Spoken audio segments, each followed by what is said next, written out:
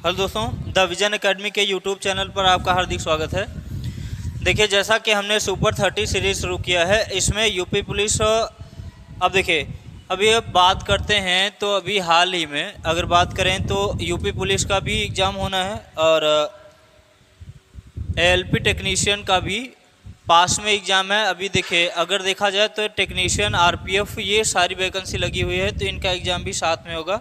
तो इन सभी से हमने प्रश्न उठाया है कि कौन कौन से टॉपिक पूछे गए थे, प्रीवियस ईयर में क्या क्या पूछा गया था, उन सब से लेकर के संबंधित पूरी हमने एक पूरा पीडीएफ बनाया है जो कि आपको आराम से इसमें मैं दिखाऊंगा किस तरीके से क्वेश्चन पूछे जाते हैं। चलिए देखिए, पहला क्वेश्चन क्या है, ध्यान से सुनिए। ये प्रश्न क्या कह रहा है, ये साझे का प्रश्न है। इस तरीके का प्रश्न बहुत बार यूपी पुलिस में पूछा गया है और इस बार 17 फरवरी सेकेंड शिफ्ट में पूछा गया प्रश्न था ये। यहाँ पे देखिए कह रहा है कि PQR प्रत्येक 20,000 रुपये का निवेश करते हैं करके एक व्यवसाय शुरू करते हैं। ध्यान से देखिए, अब यहाँ पे कह रहा है PQR, यहाँ से 3 लोग हैं PQR जो कि यहाँ से क्या करते हैं, प्रत्येक 20,000 रुपये दे करके व्यवसाय शुरू करते हैं। 5 महीने के बाद P 5,000 रुपये निकाले और Q ने 4,000 रुपये निकाले। R ने 6,000 अतिरिक्त निवेश किया। वर्ष के अंत में कुल लाभ 34,950 रुपये का हुआ, दर्ज किया गया। तो कह रहा है P का हिस्सा कितना होगा ये बताना आपको। P का हिस्सा ज्ञात करना है। तो देखिए इस तरीके के प्रश्नों को करने के लिए सबसे पहले हम क्या करते हैं, P, Q और R का क्या निकालते हैं, रेशियो निकालते हैं। PQR का अनुपात निकालेंगे, ठीक है ना। PQR का अनुपात निकालें। अब ध्यान से देखिए, सब कितने रुपए लगा रहे हैं, 20,000 रुपये लगा करके व्यवसाय शुरू करते हैं। तो यानी 20,000 रुपये इसने लगाया। अब देखिए तो कितने महीने के लिए 20,000 रुपये यहाँ पर लगाता है। 20,000 रुपये कितने महीने के लिए, 5 महीने के लिए लगाता है, ठीक है ना। 5 महीने के लिए लगाता है। ये भी 20,000 रुपये, 20,000 रुपये कितने महीने के लिए लगाता है, वही 5 महीने के लिए। और फिर R भी जो है 20,000 रुपये कितने महीने के लिए लगाता है, 5 महीने के लिए लगाता है। अब उसके बाद कह रहा है कि 5 महीने के बाद 5,000 रुपया P जो है 5,000 रुपया निकाल लेता है। अब भाई पहले 20,000 लगाते थे, अब 5,000 निकल गया तो बचा कितना, 15,000 रुपया। कितना बचेगा, 15,000 रुपया। लेकिन कितने महीने के लिए बचेगा, 5 महीने के लिए तो लगाया था। 5 महीने बाद पैसा निकाला, जब पैसा 5 महीने बाद निकल गया तो बचा कितना, 7 महीने, क्योंकि वर्ष के अंत की बात कर रहा है। वर्ष के अंत में यानी 12 महीने में ये 7 महीने के लिए 15,000 रुपये रखता है। उसके बाद कह रहा है Q ने 4,000 रुपये निकाले। तो Q 4,000 निकलेगा। अगर 4,000 निकाल लेता है तो बचेगा कितना इसके पास, 16,000। कितना बचेगा भैया, 16,000, ठीक है ना। अब ये भी कितने महीने के लिए लगा रहा है, 7 महीने के लिए। उसके बाद जो है, अब देखिए फिर ये जो है कह रहा है R ने 6,000 का अतिरिक्त निवेश किया, ठीक है ना। अतिरिक्त निवेश किया, इसका मतलब ये है कि 6,000 रुपये ये और लगा देता है। तो कितना हो जाएगा, 26,000 रुपये, ठीक है। 26,000 रुपये कितने महीने के लिए, वही 7 महीने के लिए। समझ में आया। चलिए अब यहाँ से बात करते हैं, इनका रेशियो निकालते हैं। अभी रेशियो जब निकालेंगे, रेशियो निकालने के लिए देखिए यहाँ से 3 जीरो से 3 जीरो इसमें कट गया, यहाँ पे हो जाएगा 20,000 है, ठीक है ना। 20,000 इसको मान लीजिएगा, 20,000 लिखा। 3 जीरो यहाँ से क्या हो जाएगा, 3 जीरो कैंसिल हो जाएगा। 3 जीरो जब कट जाएगा यहाँ से, इसका भी 3 जीरो कट गया, इसका भी 3 जीरो, इसका भी 3 जीरो। तब कितना हो जाएगा, 20 पंचे 100, 100 ऊपर वाला आ जाएगा। और यहाँ पे कितना आ जाएगा, 15 सत्ते, यहाँ पे 7 बचे 35 का 5, 7 1 का 7 3 10, 105। 100 20 पंचे 100 ये आ रहा है, 100 ये आ रहा है, और ये वाला गणना करेंगे तो कितना आ रहा है, 105। तो टोटल कितना आ गया भैया, 205 आ जाएगा। कितना आ जाएगा, 205। यानी P का जो अनुपात है वो कितना है, 205 है। अब ध्यान से देखिए, जैसे अगर बात करते हैं 205 का, उसके बाद अगर इसकी बात करेंगे तो 20 पंचे 100, और ये कितना आ रहा है, 6 से 42, 7 1 का 7, 4 11, 116। तो ये कितना आ जाएगा, 216। कितना आ जाएगा, 216 टोटल। और यहाँ पर कितना आ जाएगा, 20 पंचे 100 तो ये आ रहा है, इसको हल करेंगे तो 100 यहाँ से आ जाएगा।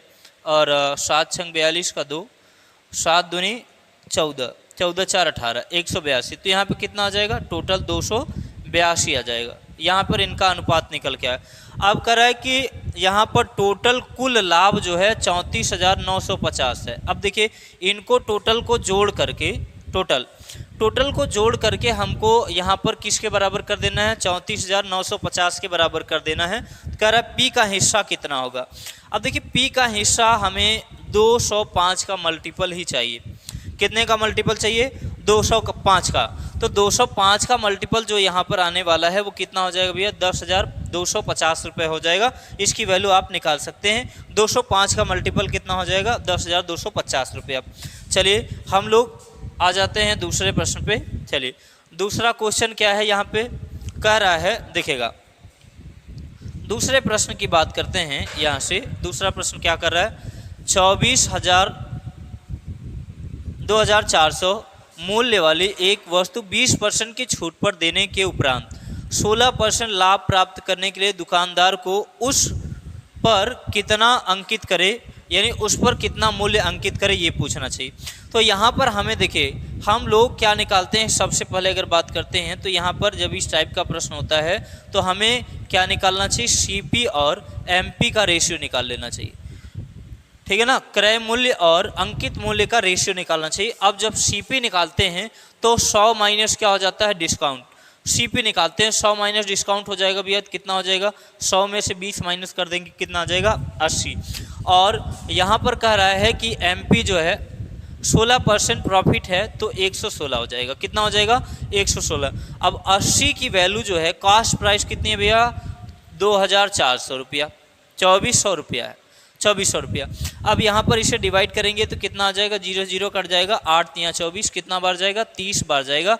अब यहाँ पर 30 का गुणा कर लीजिए, क्योंकि एमपी पूछ रहा है, मार्क प्राइस पूछ रहा है। ये 30 गुना है तो वो भी 30 गुना हो जाएगा। इसका 30 गुना करेंगे तो कितना आ जाएगा? 30 गुना करने का मतलब है 3 छंग 18, लास्ट में 0 आएगा और यहाँ पर 8 आ जाएगा। अब पूरा गुणा हमें करना ही नहीं है, क्योंकि यहाँ पर लास्ट में एक ही 8 दिख रहा है ऑप्शन बी में। देखिए इस तरीके से प्रश्न को करने का फ़ायदा ये है कि हमें पूरा कैलकुलेशन नहीं करना पड़ेगा, हम कैलकुलेशन से बच जाएंगे। और कैलकुलेशन से ही बचना है, जो कि अपने माइंड का फुल इस्तेमाल करना है। इसमें हमें सवालों में देखिए सबसे ज़्यादा सवालें कंसेप्ट में सवाल नहीं लगता है। कंसेप्ट उसका हिला होता है, जिसका कंसेप्ट क्लियर नहीं होता है वो समय ज़्यादा लगा लेता है, लेकिन जिसका कंसेप्ट क्लियर होता है वो उसको समय ज़्यादा कहाँ लगता है? कैलकुलेशन में समय लगता है। तो आपको कैलकुलेशन में समय लगाना नहीं है। क्यों? क्योंकि हमें यूनिट डिजिट से करना है, ऑप्शन मिल जाए वहाँ से कर लेना है। हमको फालतू की गणना करने में यहाँ पर समय नहीं गंवाना चाहिए। चलिए तीसरा क्वेश्चन देखते हैं। अब ध्यान से देखिए, यहाँ पर कह रहा है, ध्यान से देखिए ये प्रश्न क्या कर रहा है भाई।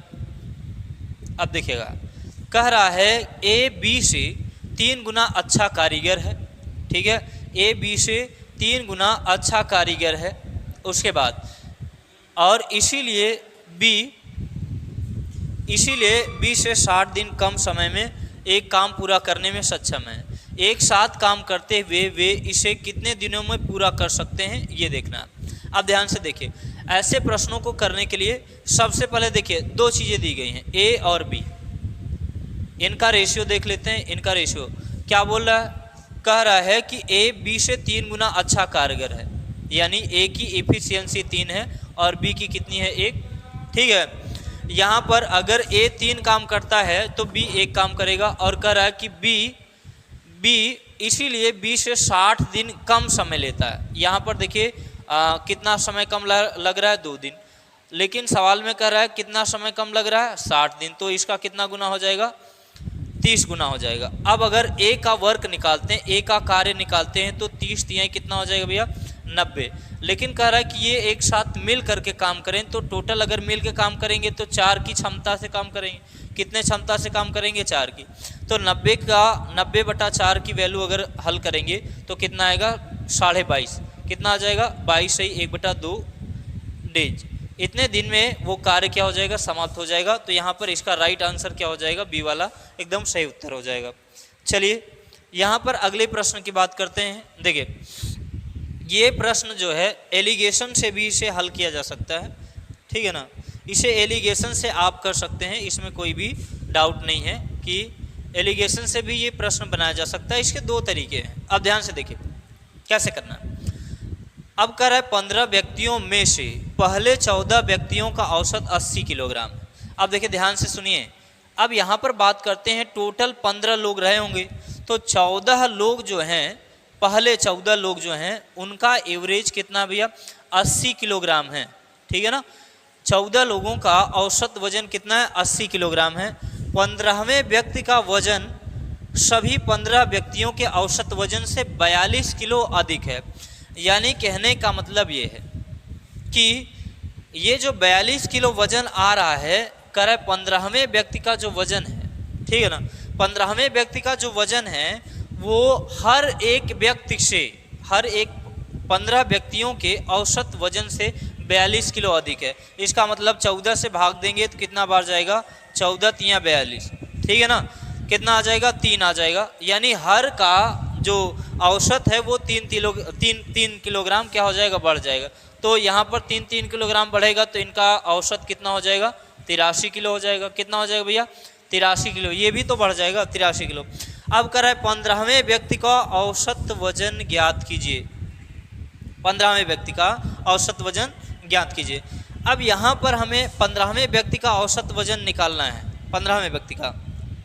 तो ध्यान से देखिए, तो अब यहाँ पर अगर बात करते हैं कि 14 का यहाँ पे आपस में 14 व्यक्तियों का औसत निकालने के लिए यहाँ पर आप क्या कर सकते हैं, गुणा भी कर सकते हैं।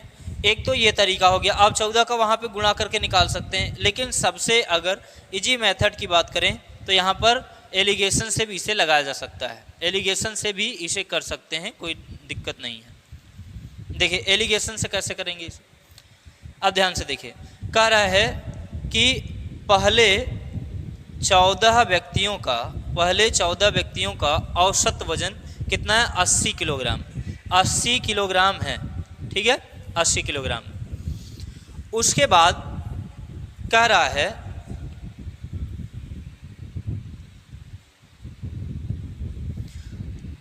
15वें व्यक्ति का औसत वजन सभी 15 व्यक्तियों के औसत वजन से 42 किलोग्राम अधिक है। हम मान लेते हैं कि इसका जो वजन रहा होगा, वजन, ठीक है ना, टोटल 15 व्यक्तियों का औसत हमने मान लिया। 15 व्यक्तियों का टोटल औसत मैं मान लेता हूँ, मिड में 15 व्यक्तियों का औसत मैं मान लेता हूँ कितना है ए, ठीक है ना, 15 व्यक्तियों का औसत मैं मान लेता हूँ ए है। अब यहाँ पर इस तरीके से जब करेंगे तो टोटल अगर कह रहा है कि 42 किलोग्राम इसका औसत वजन अधिक हो जाएगा, तो 14 व्यक्तियों का, तो यहाँ पर कितना हो जाएगा, ए की वैल्यू यहाँ पे कितना आ जाएगी, वैसे 14 से भाग देंगे, 14 तिया 42, 80 पहले से था, अब कितना हो जाएगा 83 हो जाएगा। कितना हो जाएगा भैया 83 हो जाएगा। अब कह रहा है कि 15वें व्यक्ति का औसत वजन ज्ञात कीजिए, ठीक है ना। तो यहाँ पर कितना कर देंगे, अब ध्यान से देखिए, तो टोटल यहाँ से कुल मिला करके 14 व्यक्तियों का जो वजन था वो कितना था 80 था।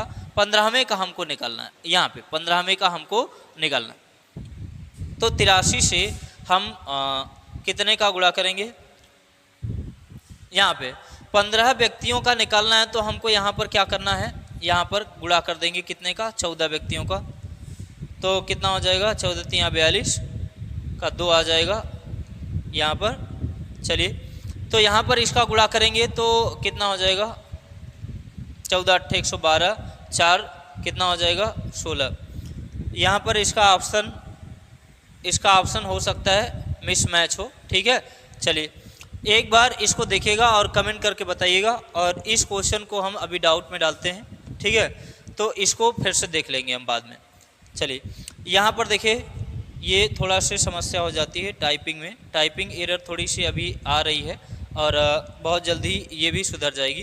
करा 2 रेलगाड़ियाँ सी और डी क्रमशः स्टेशन आर और एस से एक दूसरे की ओर बढ़ना शुरू करती हैं। ट्रेनें एक दूसरे से मिलने के बाद यस और आर तक पहुंचने में 4 घंटे 16 मिनट और 3 घंटे 45 मिनट का समय लेती। यदि ट्रेन सी की गति 60 किलोमीटर प्रति घंटा है तो ट्रेन डी की गति क्या होगी। ध्यान से देखिए, सी और डी, यहाँ पर एक का कंसेप्ट काम करेगा, S1/S2 equal to under root क्या हो जाएगा T2 अपान क्या हो जाएगा भैया T1।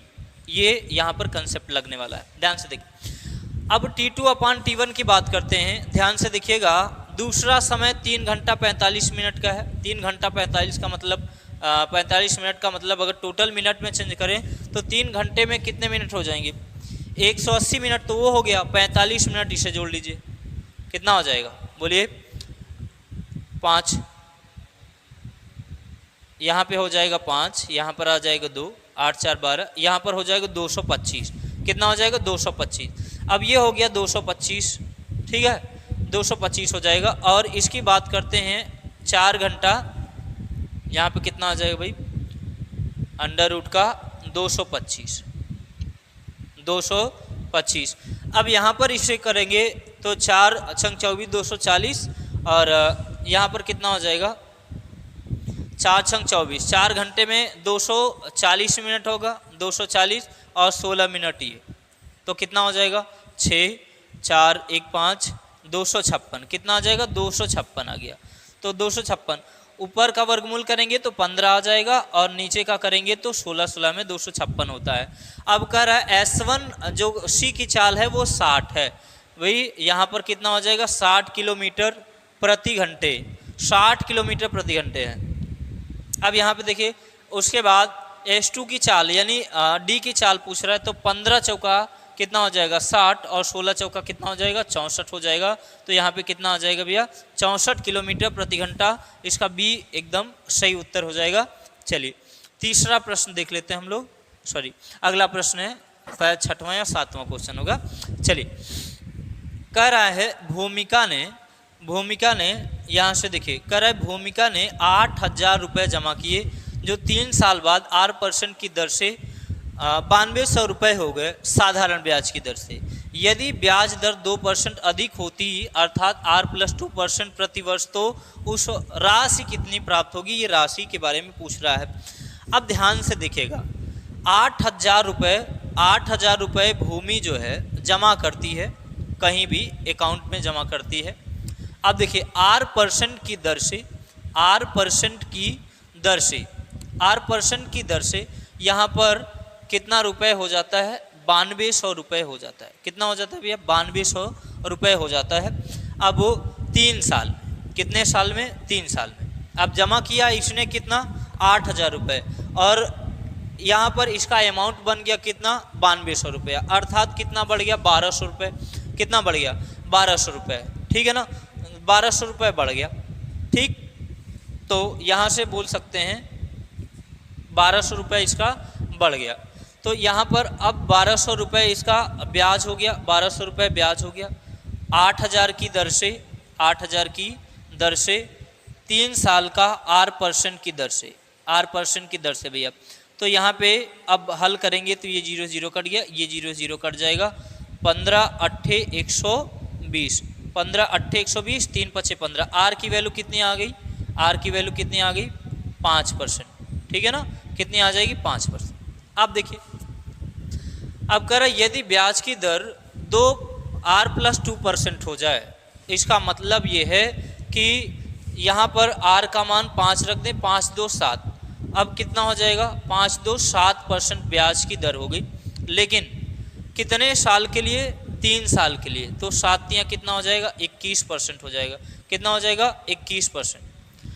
अब यहाँ पर 21%, तो यहाँ से आपको निकालना पड़ेगा 8,000 का 21% निकाल दीजिए, 8,000 का 21% निकाल सकते हैं।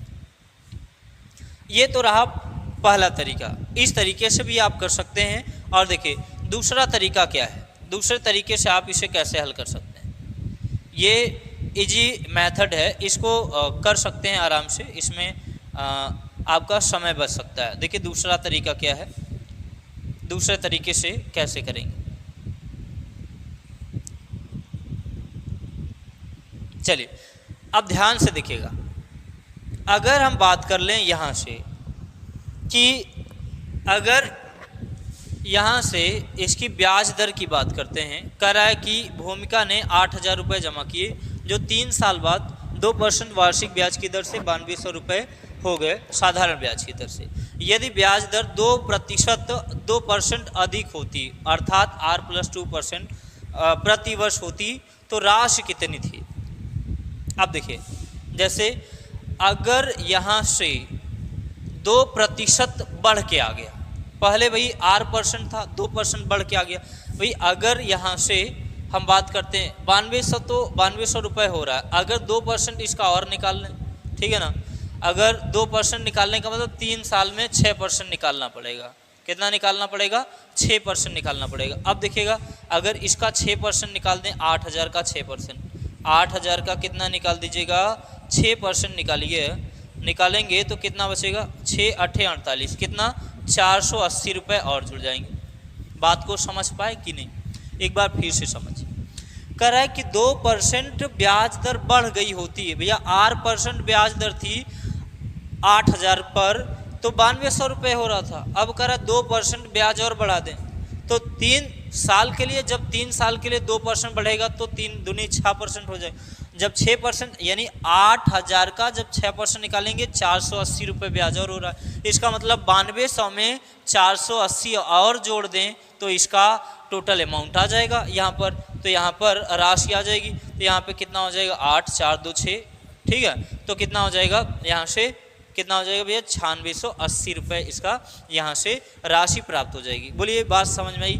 चलिए अगला प्रश्न देखिए, ये भी सवाल पूछा जाता रहा है। कह रहा है यदि एक 9 अंकीय संख्या है जो कि इतना दिया गया है, कह रहा है 36 से डिवाइड है, संख्याएं हैं।